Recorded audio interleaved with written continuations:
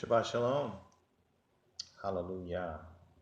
So we're in the Torah portion, and those who are following the Torah portion knows that basically we are in the place where Jacob um, blesses the two sons of Joseph, Manasseh, and Ephraim, and and asks Joseph to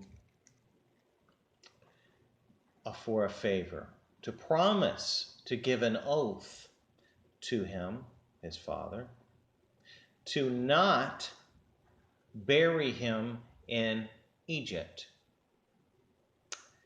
And he asked him to swear an oath. And he did. He swore that oath to his father that I will not bury you in Misraim. I will bury you in your homeland. Hallelujah. Well, it came time to cash in on that oath. Jacob had passed away, and Joseph went to the Pharaoh. Now, the Pharaoh gave Joseph all of the land. He was head of all the land. And all his family were allowed to come into Egypt.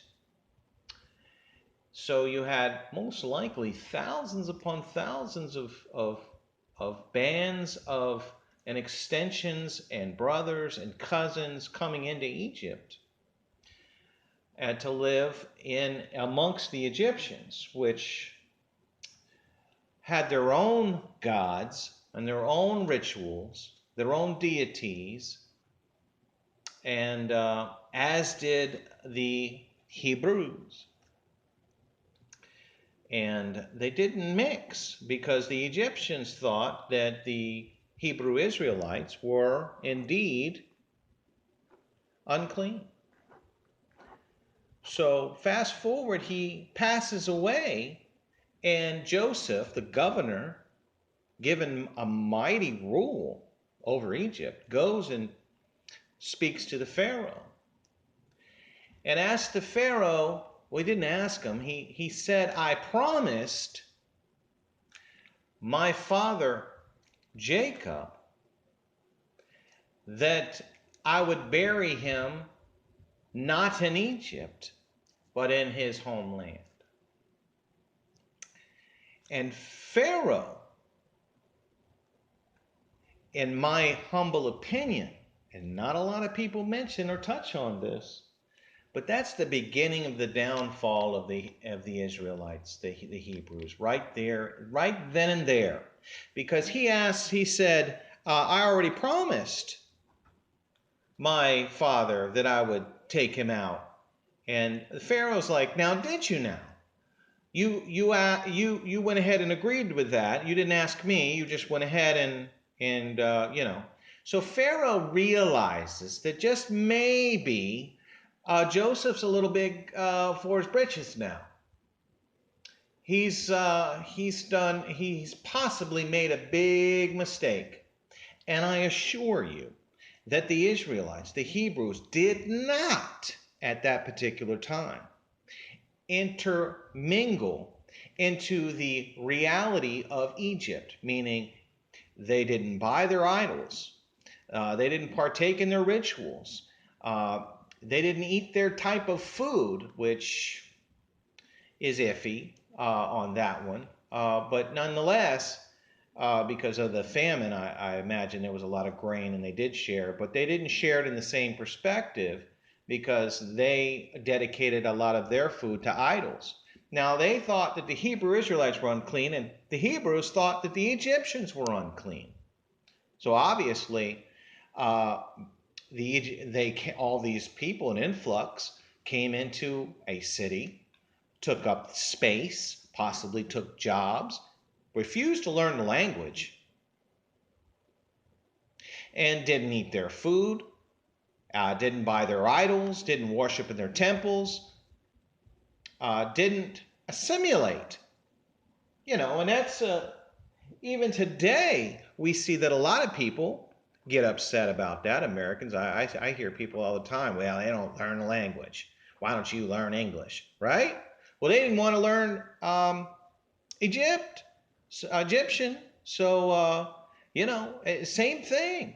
They're taking our jobs. They're taking our houses. They're taking our space. But what are they giving us? What are they doing? They refuse to assimilate. So they're just a separate people, that refuse to assimilate into society, into Egypt. So the Pharaoh, I'm sure, is hearing the rumors, and people are talking. And all of a sudden, out of the blue, and I'm sure that the sons of the Pharaoh also heard the Pharaoh and heard the rumors. And when he said, I already promised him, and he did not ask the Pharaoh himself, that was the beginning of the downfall. Because Pharaoh said, okay, all right, I'll allow you to go bury your father. But you're going to leave behind the women. You're going to leave behind the children.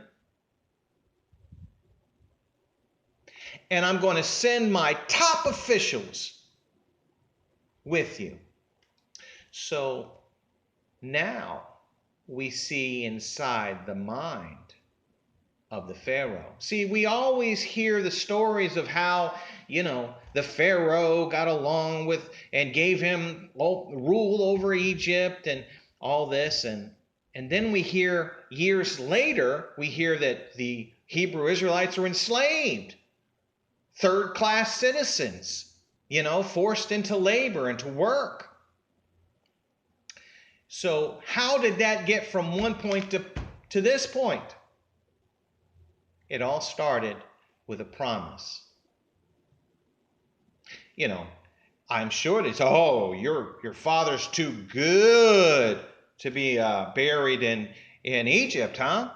It's like somebody saying, hey man, I don't want to be buried here in America, man. I don't dare let my bones sink into the United States ground. I want to be taken back to Canada or Iran or maybe Mexico or Guatemala or wherever. You're too good to be buried here now. I'll let you go bury your father, but you're going to damn sure leave everything behind. Your kids, your children, your wives, and I'm going to send some people to keep an eye on you.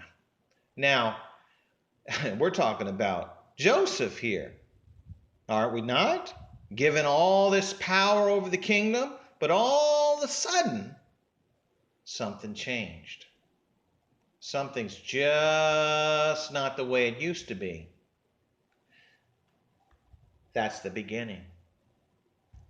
Now, we know that over time, right? Over time, we know that they did some assimilate, started worshiping the way they worship, started eating the food the way they eat it, started dressing like the Egyptians, started blending in like the Egyptians, and probably didn't know the difference between the Hebrew and the Egyptian at the moment, at that time.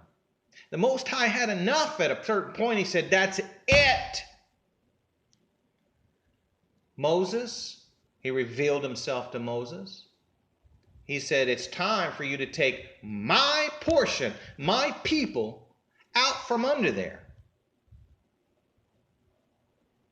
They've assimilated into a pagan, terrible way of life. It's time to get them out. It's time to get them to shake these things off and spend some time with me. And there's a prophecy that's going to happen again. And see, the Hebrew Israelites did assimilate into the United States, into our culture that's accepting of everything and tolerant of all things. And they're not set apart at the moment. There are a few that are set apart. But there are many that aren't, and they've blended into this culture. And the Most High's, He's coming, and He's going to remove the Israelites from the United States. And He's going to dust them off, and they got to spend some time with the Most High before they can go into the kingdom and rule. But remember, it all started with an oath that I don't want to be buried here. And Joseph saying, yes, Father, without consulting with the pharaoh. The beginning of the end. And of course, his children heard these things and probably, oh, those darn Hebrews. Now they think they can just come over here and do this, that, and the other. And them darn Hebrews are taking up space, and they're taking our jobs, and they're not learning a language, and they're not assimilating, and they're too good to be buried here, huh? So we have his children growing up hearing these and seeking the favor of the people. And I'm sure that they were very annoyed. And a lot of us can relate to these emotions, these feelings, when we see people not learning the language of the culture and not going along with the way we do things. And so we can relate to that. The beginning of the end. Hallelujah. Blessings upon each and every one of you.